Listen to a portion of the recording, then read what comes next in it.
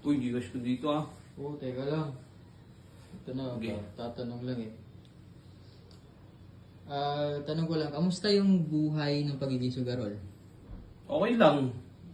Minsan madami rin struggle, pero pag nai-scatter naman, nababawi naman din agad.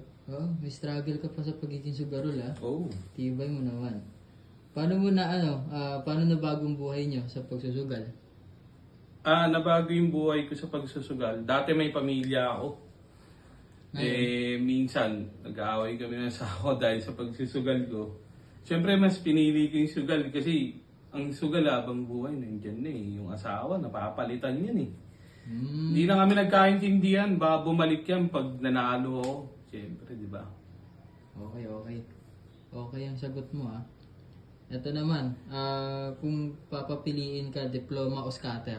Scatter, siyempre. Okay. Yung diploma, parang wala lang yan. Mas pipiliin ko yung scatter. Kasi ang Yes. scatter, parang di-scattering yan. Pero scatter talaga, the best yan. Scatter is life, no? Oh, scatter is life. Kahit ka nananaginip ako, puro scatter yung lumalabas sa utak ko. Di kahit ka-scatter mo, hindi mo naisip pamilya mo. Naisip din. Kaya lang naman ako nagsusugal para sa kanila eh. Hindi nila kasi maintindihan. Minsan yung asawa ko kasi hindi maintindihan na parang akala niya adik na ako sa sugal. Pero pag nananalo naman, para sa kanila naman is panalo na yun eh. Hindi ko lang talaga maiwasan. Pag nananalo, withdraw agad na. Hindi, minsan kasi naisip ko yung parang malaking gusto kong mapanalunan. Tangina sana kinash out ko na.